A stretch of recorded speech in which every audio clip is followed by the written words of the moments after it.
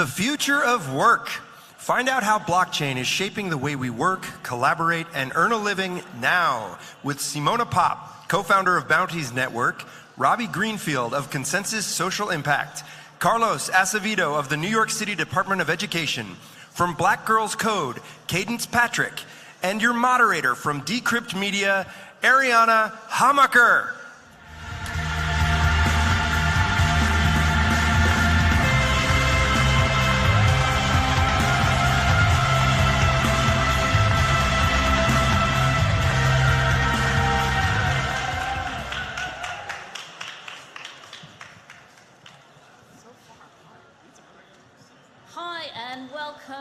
To our panel on the future of work, something that affects pretty much everybody. Many people don't know, blockchain affects work? It does. And I've got an esteemed panel here who is going to tell us exactly why. So let's start by getting them to introduce themselves. Hello, my name is Carlos Acevedo. I'm a New York City public school teacher right now. I teach a blockchain club in my school, and I'm trying to activate crypto communities within the South Bronx and trying to bring decentralization and access to a community that will really utilize it. Hi, my name is Cadence Patrick. I'm a sophomore digital media student, and I'm also a student ambassador for Black Girls Code, which is a nonprofit organization that aims to increase the number of women of color in tech by training girls how to code and use technologies. And our goal is to train 1 million girls by 2040. Woo! Hi, I'm Simona Pop. I'm one of the co-founders of the Bounties Network. We're the creators of the Standard Bounties Protocol. We also have our Bounties Explorer, and we focus on incentives to empower and change the future of work, as well as redesign a whole bunch of different industries. My name is Robert Greenfield. I'm the lead for Consensus Social Impact, also a solutions architect. And really, my job is to see how we can leverage what Consensus offers across the commercial sector and leverage that in the social sector, and also working with amazing teams like Bounties, Black Girls Code, and really leveraging the technology to affect our most marginalized communities, whether it's offering education, enabling entrepreneurship, or creating viable solutions to help transfer aid. Okay, so we're going to start with we're going to cut to the chase, and we're going to talk about your definition really of the future of work. What does it encompass? Who would like to go first? Maybe Simona. So I think for us, looking at how blockchain and how Web3 applications can redesign and reshuffle the way we work and the way we collaborate with each other across geographies, across different industries, it really is a focus on enabling access. And enabling access to information, enabling access to resource, and a global pool of work and of talent. And that very much starts with education and then continues on to redefining what we understand by work and redefining those dynamics, which I think is what we're already doing, and we're going to continue working on that. Okay, and who else? Yeah. I mean, I absolutely agree. Access is key, particularly in emerging economies where you're starting to see new creations, access to crop insurance or microfinance, different things that allow people to be entrepreneurs or sustain the way that they're living, especially in agrarian economies.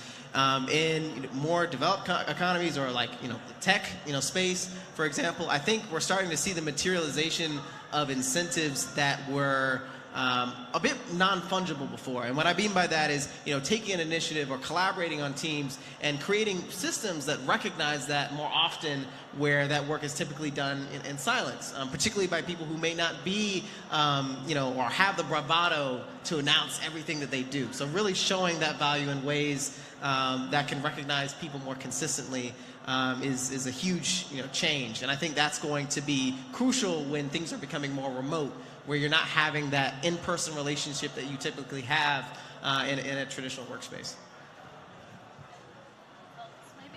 Yeah, so I deal with this a lot because one of my jobs is teaching students what their opportunities might be after they leave high school. And thinking about the future of work, it is decentralized.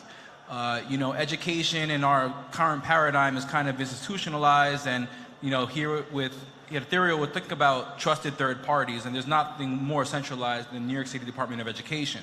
But how are we educating our students, right? There's such a glut of college graduates that it's really difficult for students from, let's say, disadvantaged communities to kind of rise up and find suitable employment. And whereas geography may have been an issue earlier, now with the advent of blockchain or just overall internet, we have more access and more ability, so it's going to be more skill-based.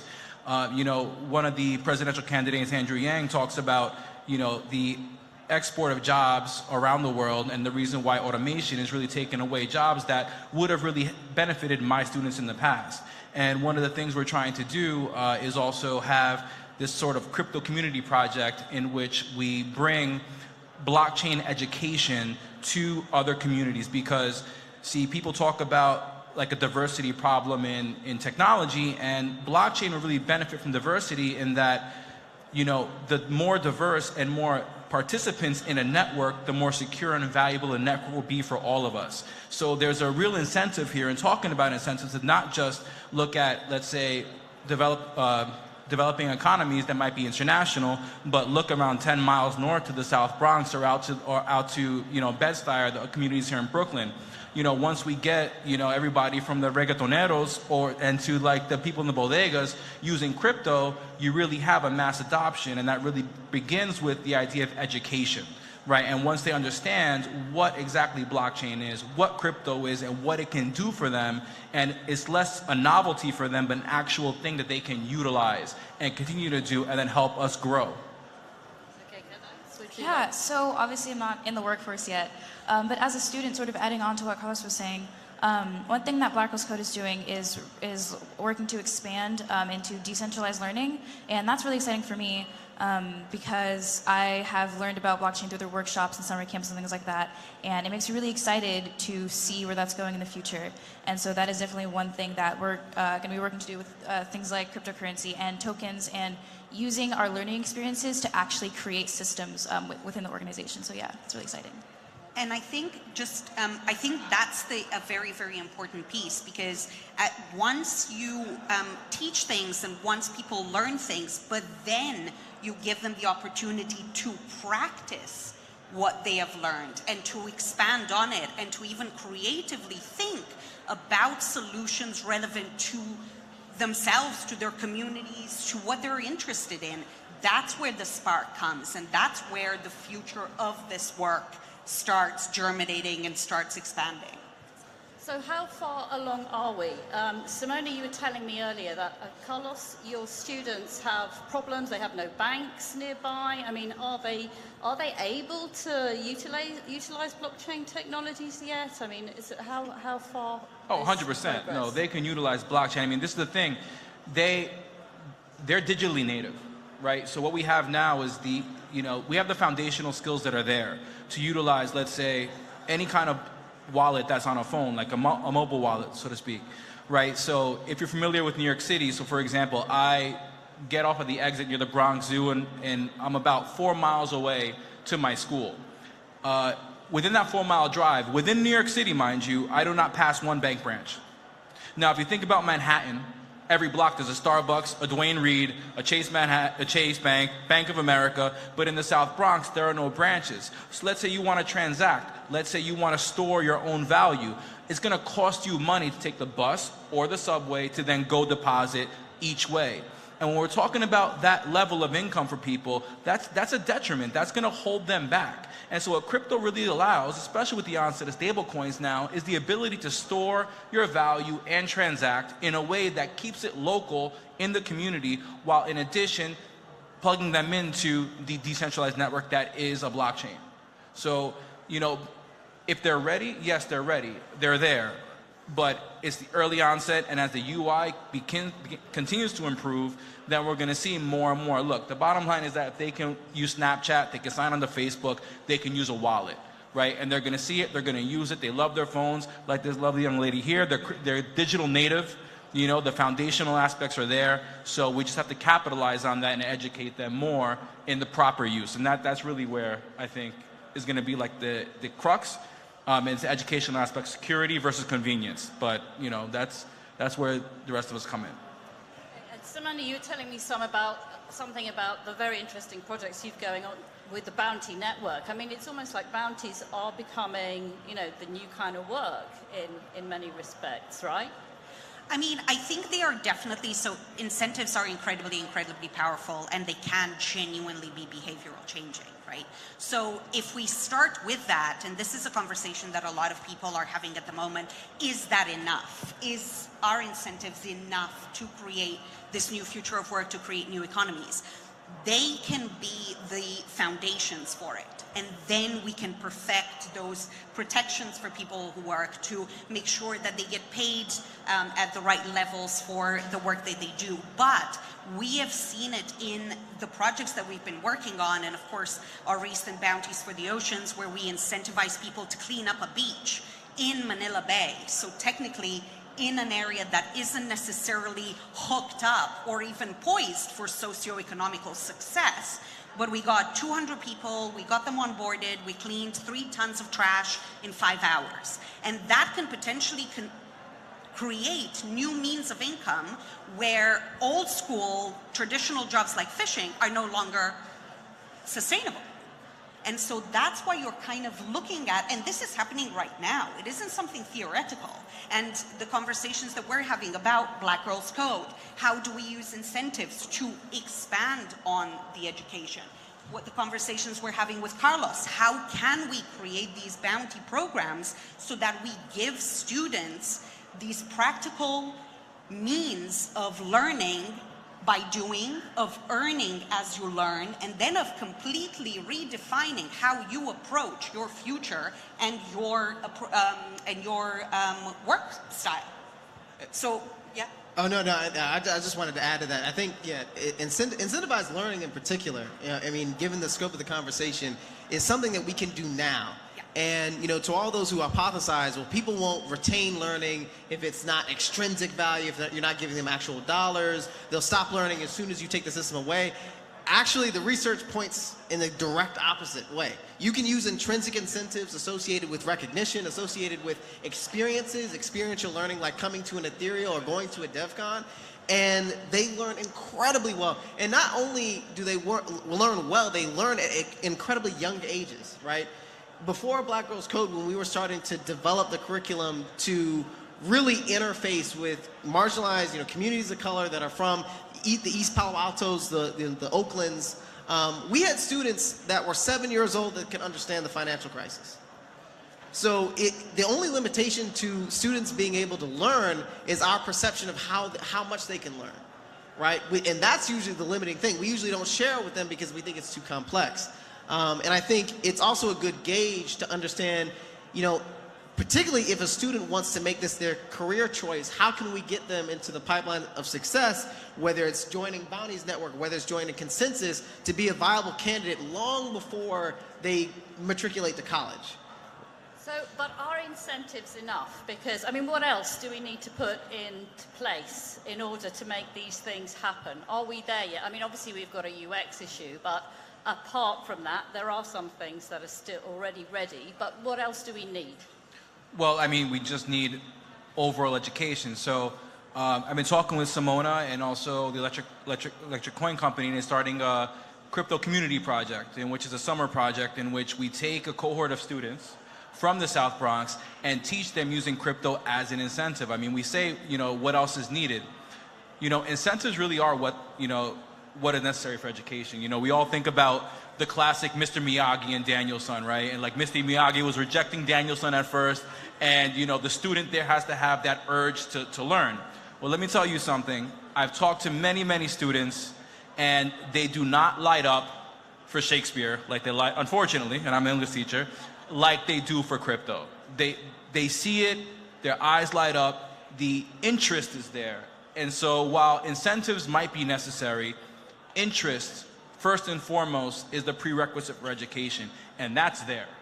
So we have that, the products are being created, and now we have a currency. Now if we can activate crypto economies in the inner cities around the world, then suddenly we have the ability to build a truly decentralized network with people who, you know, unlike us, crypto starts as a novelty. We have bank accounts, we have 401ks. I'm a teacher, I have a pension, you know, I don't need crypto. These people need it. They just don't know it yet. And once they see the benefits to using it, right, suddenly that's where, you know, we're gonna see the explosion and the fulfillment of the dream of banking the unbanked. You know, we talk about that, we think about Venezuela, we think about Sub-Saharan Africa, we think about Southeast Asia. The unbanked are here. They're in Brooklyn, the Bronx, Staten Island, and Queens. You know, if crypto wants to invest in the future and really believe that they can create value, they need to invest within these communities first. And once they do that, the dividends they're gonna pay in the next 10 to 15 years, that we're gonna see that Bitcoin at $100,000 that everybody wants. We're gonna see all that growth in the Ethereum ecosystem. You know, that first and foremost is what's gonna need to happen. I think we're running out of time here, so I'd just like to give the last word to Candice. Do you think that we're there yet? I mean, are people on the ground using crypto? I mean, what are you seeing when you do your outreach work, when you speak to people? Yeah, so I have done a few events with Black Girls Code, sort of talking about cryptocurrency and going to events and stuff, South by Southwest, things like that. And it's always really interesting seeing the people there. It's usually adults, you know, who already know about it or generally have like an idea of what it is and like how to use it. And so I think that like when I talk about it to my friends and stuff, like saying like, oh yeah, this is what I did on this trip, this is what cryptocurrency is, this is what Bitcoin and Ethereum is, and they're always like, oh wow, that's really interesting. Like what is it for? Like what is it about? And so like really like explaining it to them is always like, I guess the best part. I think that's what we need more of, is really just like accessibility. Exactly, yeah. And just breaking it down very simply, because once you understand it and once you understand the fundamentals, it is very clear how it can be used and how it can be used to build community and bring people together. Thank you. I think Simone's got And one final word. And I think it's about breaking it down, but also showing those mechanisms in real time. So one of the things that Bounties Network has been doing in collaboration with UNICEF is we've been doing some workshops around the ETH Global events. So we did one in Denver, and we recently did one for ETH Cape Town. And what we did was we had 10 youngsters there, and we went through, this is MetaMask, this is what it does, install it. Then I transferred live as we were chatting, transferred some enough money for gas, and then they started completing bounties as they were learning. So, and everything was happening in real time. I mean, I think we did like 2 bounties in the space of 10 minutes. And to see it happening and to see that it is something that is happening right now that they can tap into, then they went on and completed other bounties on the main Explorer. It's just that intro. Once you have that, you give them the opportunity, and we give ourselves the opportunity to start thinking about solutions that are relevant to ourselves, to our communities. You start getting creative and you start making these changes and looking at how you can improve life and everything and give a future of work to yourself and to others. Brilliant. Well, thanks very much, guys, for telling us your stories, and thanks to the audience for listening. Thank you, everyone. Thank you very much.